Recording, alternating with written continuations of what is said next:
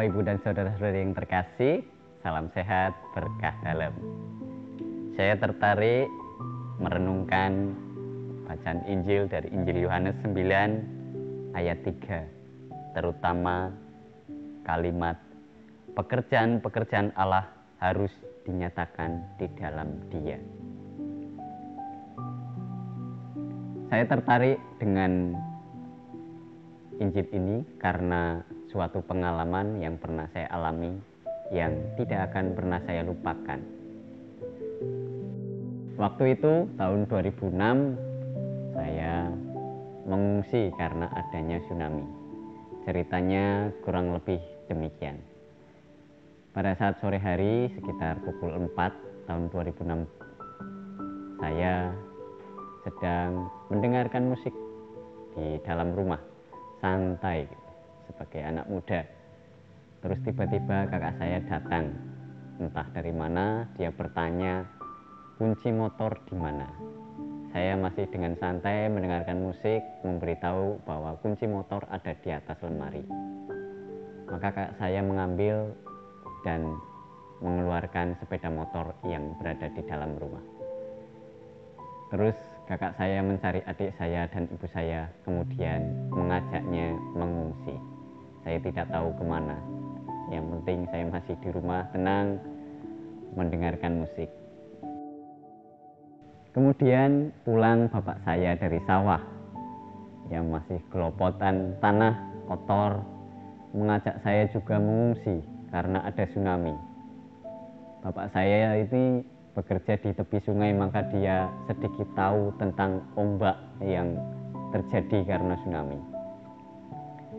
Bapak saya mengajak saya untuk pergi, maka saya mematikan musik dan mempersiapkan untuk pergi.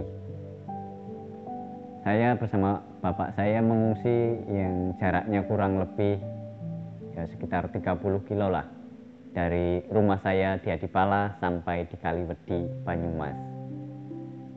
Dalam perjalanan waktu saya mengungsi itu berhenti 2 kali.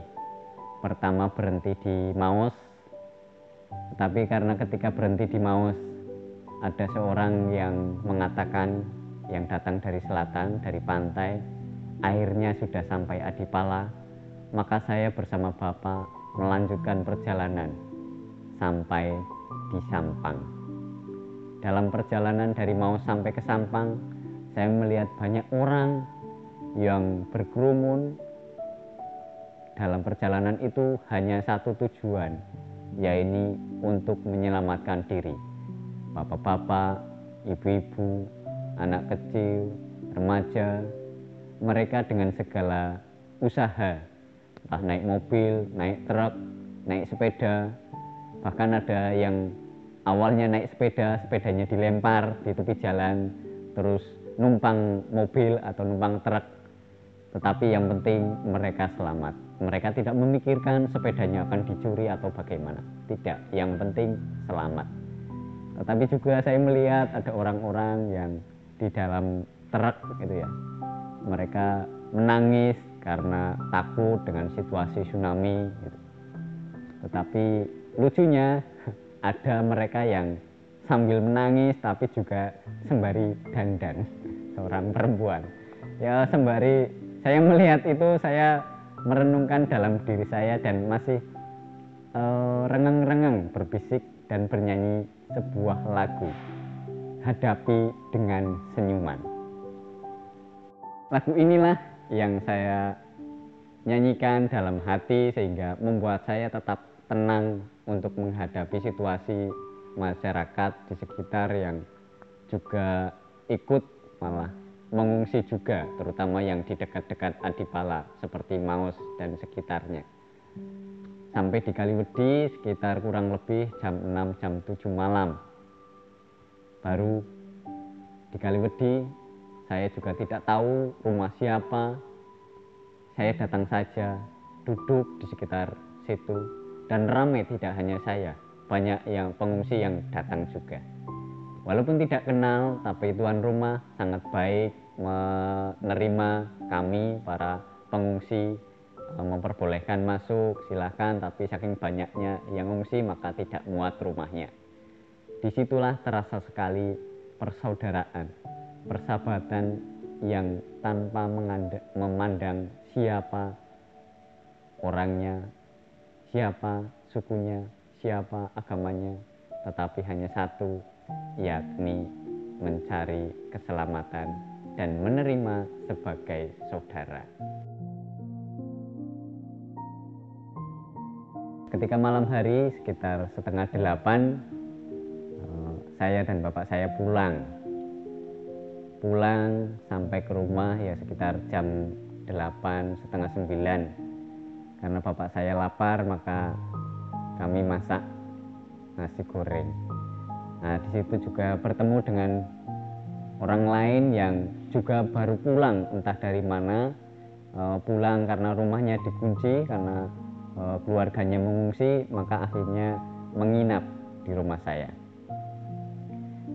Besok paginya baru saya ikut mencari orang di sekitar yang ternyata juga terkena tsunami, tergulung ombak. Dari beberapa yang terkena tsunami, ada yang selamat, tetapi juga ada yang meninggal. Nah, yang meninggal ini yang dicari karena tidak ketemu. Saya mencari ke berbagai wilayah, di balai desa itu banyak mayat yang sudah dibungkus dengan plastik atau kantong jenazah oleh Badan Penanggulangan Bencana. Tapi saya juga tidak menemukan. Akhirnya saya pulang dan waktu itu saya disuruh mengungsi juga untuk yang kedua kalinya karena takut akan adanya tsunami susulan. Tetapi dari situ saya merenungkan dengan sebuah pertanyaan, apa yang hendak Allah sampaikan dalam peristiwa tsunami tersebut? Dalam permenungan saya, akhirnya saya menemukan bahwa sungguh Allah yang Maha Kuasa mau menunjukkan pekerjaan yang Ia lakukan. Kekuasaannya sungguh luar biasa, sehingga tadi tetangga saya yang terkena gulungan ombak tsunami selamat. Siapa menyangka, siapa menduga, dia pun yang mengalaminya tidak pernah menduga bahwa dia akan selamat. Tetapi Tuhan menunjukkan hal lain. Tuhan menunjukkan pekerjaannya. Tuhan menunjukkan karyanya. Bahwa dari situlah orang semakin percaya dan semakin meyakini di dalam setiap peristiwa yang tidak pernah kita bayangkan seperti tsunami, Allah menunjukkan karyanya. Allah menunjukkan mukjizatnya kepada kita.